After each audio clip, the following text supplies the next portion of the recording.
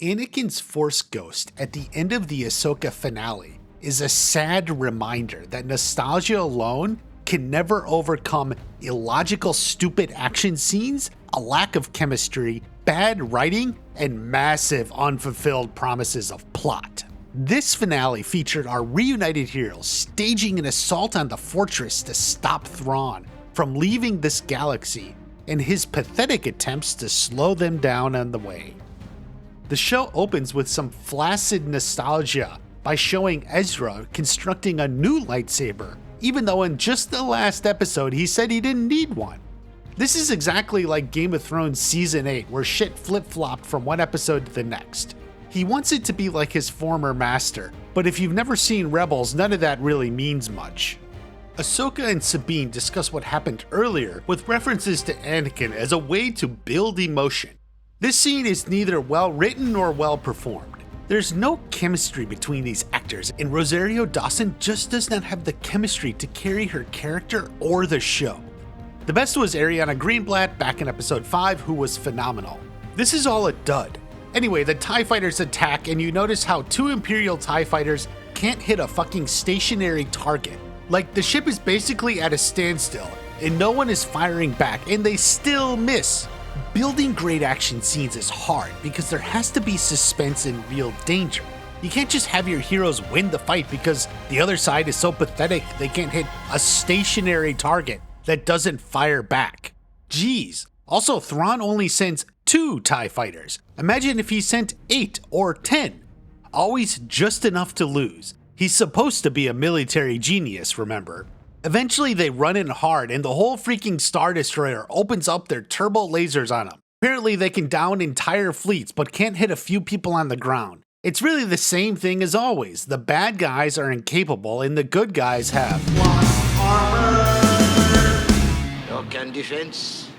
Yes, plot armor. Mr. Miyagi was right. There is no defense against that. The good guys win because they are meant to win. That's what the writer wants, so he writes it. There's no clever skill or the other side is arrogant and makes a mistake. Nope, it's just an invisible shield of plot that is stretched to the limits. You could go on for all the action scenes, but it's really just the same description. Whoever thought a YouTube video would sound like a broken record? Whoever thought a YouTube video would sound like a broken record? Whoever thought a YouTube video would sound like a broken record? Whoever thought a YouTube video would sound like a broken record? At the end of all the ridiculousness, Thrawn says he was victorious. This is essentially plot armor in reverse. We'll let the bad guys claim they won, so it feels even-handed. Maybe even it feels like the Empire came out on top. It's just bad writing. Oh yeah, Sabine is now a full-on Jedi because why not? It was so obvious this payoff would come because they were setting it up from the beginning, but why? I know the Force and midichlorians reside in all living things, but it's a big jump to actually harness that Force and be able to use it. Plus, like, what the fuck? She gets her lightsaber here, okay, fine. She has just enough to be able to pull it to her. But then she immediately can use it, no problem, to force push Ezra onto the ship. Like, is she now so fucking confident in her powers, she's going to risk his life on it? She doesn't even hesitate. Like, you may have accepted it in that she could barely harness the Force. She could pull the saber to her. That's it. She would have never had enough Force sensitivity to be an actual student at the Jedi Temple. It's like the dividing line between someone who has enough to be a Jedi and someone who's close but still falls short. But this is way too much. They're basically ruining the concept of the Force and the Jedi. What's the point if anyone can use the Force like this freaking much? Also, can you imagine how long it would take to get to outer space with the ship moving 1 foot a minute? How is the ship moving so slow they can still jump it? Remember other ships flying into space? Like, you gotta move fast, even with anti-gravity technology. It's a long way to outer space. Concentrate on the moment. Feel, don't think. The biggest travesty of the writing was Baylan and Shin. There was absolutely no resolution to their stories at all. No payoff, nothing. What the fuck is that? Brandon Sanderson discusses the basic principle in writing a story. Promise, progress, payoff. That is, the beginning promises something cool, a reason to watch. Then we watch the characters make progress as they go. Finally, at the end, there's some sort of payoff. You feel like it was worth it. The journey was worth the reward. Really, it's not much different than a normal plot outline, where you can have an introduction, rising action, and then a climax. The point is payoff. There must be a climax, otherwise what was the point of all of this? Any guy who tells you this was a great climax to the story clearly doesn't know when a girl is faking it. Oh honey, that was good. You made me come. Aha, yeah, same energy.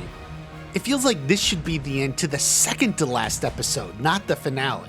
You don't set up the next season, no. You maybe can tease the next season at the end, but that's it, a tease. You must always satisfy and resolve your current season and story. All this shit is just stupid. These scenes were mostly just like, oh yeah, these characters are still here, and maybe if the show's renewed, we'll do something with them. So I learned from others that these Lord of the Rings ripoffs are gods of the Force or whatever. I don't know because I didn't watch that much Clone Wars. That is part of the point. The show needs to be accessible to everyone. 17 seasons of other shows is way too much to watch. It basically means Star Wars is going to dwindle itself down to the faithful few. A casual fan can't enjoy it or even know what the heck is going on. So then what is the point? Might as well just find something else, which they have. The ratings for this show are in the space toilet. Oh, don't forget that Ezra survived on the Star Destroyer for like a week, stole a shuttle without being stopped, and made his way to the Republic all off screen. Considering all the troopers were together on that planet for like years and years, wouldn't they all know each other and know if someone had changed? I guess they don't do bunk mates. Also, why does he come out in full stormtrooper armor? Like he didn't ever take it off? False suspense and a false reveal. Really stupid stuff. Not even good suspense because who the heck else was it gonna be? So Thrawn ends up on Dathomir with a cargo hull full of caskets. I don't know what this planet is. I wasn't filled in from Clone Wars or Rebels or wherever the hell else it came up from. I don't understand why it's so important. This is another problem with the show being accessible to everyone. And they spent 3 episodes loading these things onto the ship. They didn't have any technology or something. It was like they had to do it one by one. No explanation, no payoff for anything. Again, broken promises. Every setup needs a payoff. Anyway, we end with the end. Ahsoka randomly stares at nothing, which just happens to be Anakin's Force ghost. It's comforting to know he put more care in watching over Ahsoka than he ever did Luke. The show ends with the only thing that it managed to do well. That is, remind you of other Star Wars shows, better Star Wars shows. Looking at this is like looking back on an earlier time in life when shit in the world wasn't as crazy. There was cause for optimism and a reason to feel good. But when you take away the memories of better times, what you're left with can be summarized in one image. A really fat Grand Admiral Thrawn. Yeah, I'll see you at the next watch party.